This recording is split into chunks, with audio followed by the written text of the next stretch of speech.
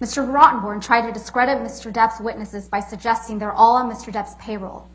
So he doubled down on the hoax theory, that everyone's just lying. First of all, it's not even true Keenan Wyatt is on his payroll. Ben King isn't on his payroll. Officer Melissa Sines isn't on his payroll.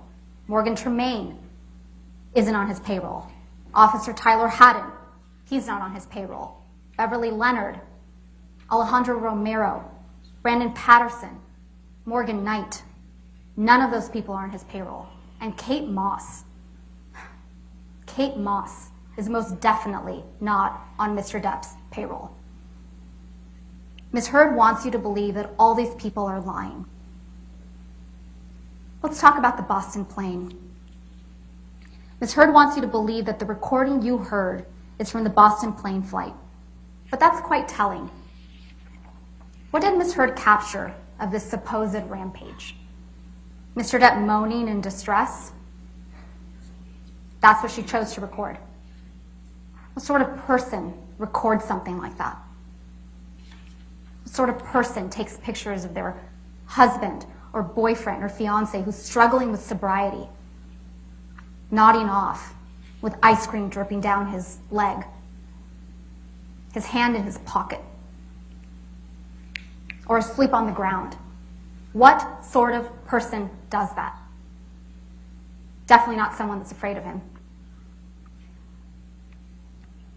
And Ms. Heard's attorney told a story of May 21 that was completely, utterly inconsistent with the testimonies of Officers Sines and Haddon, who testified clearly that they saw no signs of injury, no sign of property damage.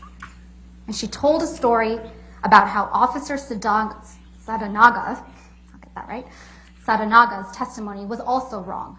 She testified that the report was only required in case of a crime. Ms. Heard's attorneys tried to tell you that Mr. Depp apologized on May 22nd because he had hit Ms. Heard. Mr. Depp didn't apologize to Ms. Heard on May 22nd for hitting her. He apologized because he was leaving Ms. Heard. And this was a woman that, in spite of all her violence and all her rage, Mr. Depp, he loved her. He had been with her for years. Of course he apologized when he finally broke it off. Ms. Bredehoff also tried to tell you that Ms. Heard did everything in her power to keep the authorities away and to not get Mr. Depp in trouble on May 21st, 2016. Take a minute and think back to what Ms. Heard did 6 days later, 6 years ago today.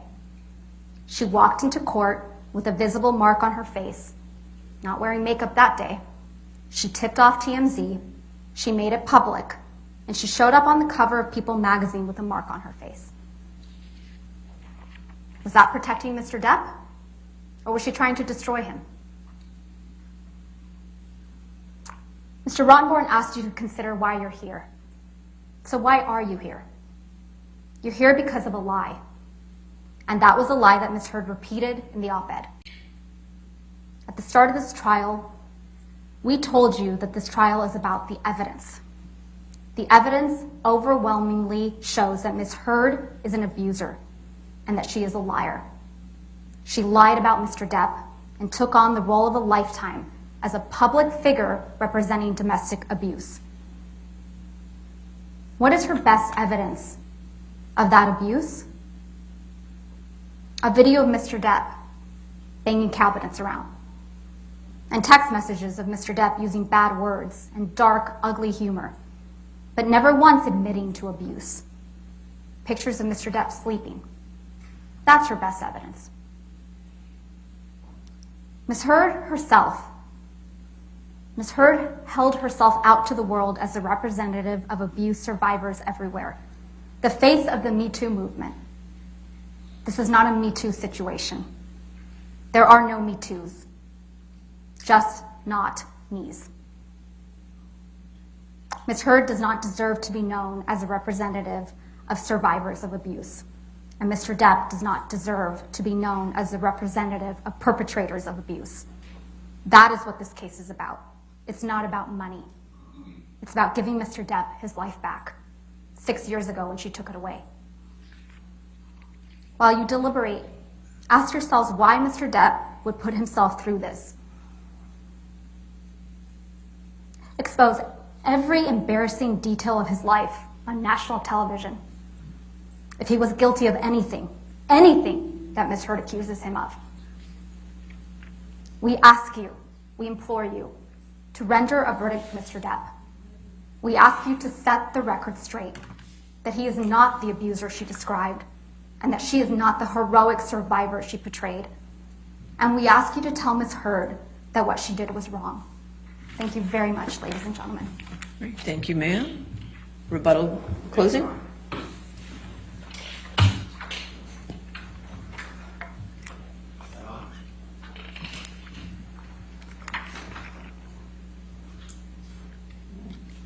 How about that? Yes. Thank you.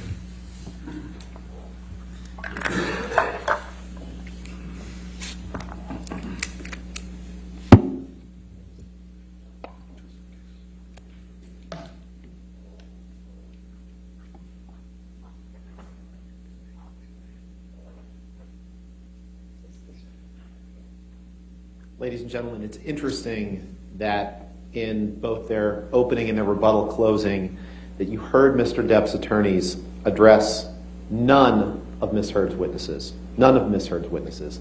They listed their own, who didn't see, who are on his payroll, weren't there behind closed doors with him, but they didn't address any of the witnesses. For example, Josh Drew, Rocky Pennington, Liz Mars, who were all there on May 21st, Melanie Iglesias, who covered Ms. Heard's bruises. They say that no one showed up for her. No one showed up for her, but then they say that these people aren't friends anymore. If they're not friends anymore, then why would they be doing what they would suggest are lying for her? Why would they be corroborating everything that she says?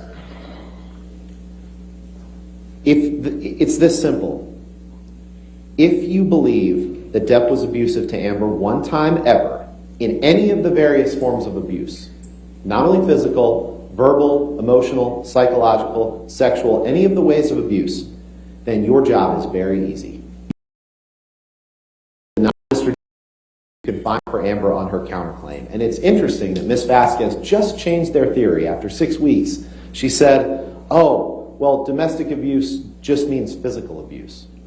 It's not what Mr. Depp said. It's not what Dr. Curry said. It's not what Dr. Hughes said. It's not what you know to be true.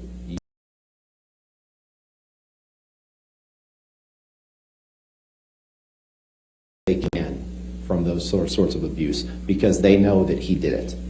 Now, the suggestion that Amber's abuse allegations are a hoax is vicious and vile. Mr. Depp can say whatever he wants now, but he can't change the evidence that you've seen at the trial.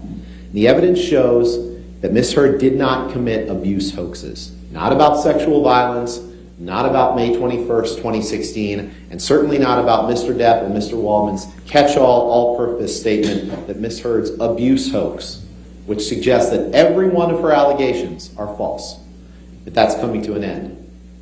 The evidence shows she did not commit any of those hoaxes. The evidence shows that she was abused exactly how not only she, but her witnesses supporting her claims say that she was. And their witnesses, even, who claim that Mr. Depp abused her. Ms. Vasquez talked about actual malice. She says because Mr. Waldman was acting as Mr. Depp's agent, you have to look at Mr. Waldman. They're standing in the shoes of one another. And as Mr. Depp's agent, Mr. Depp's malice is Mr. Waldman's malice. Mr. Depp's malice is Mr. Waldman's malice.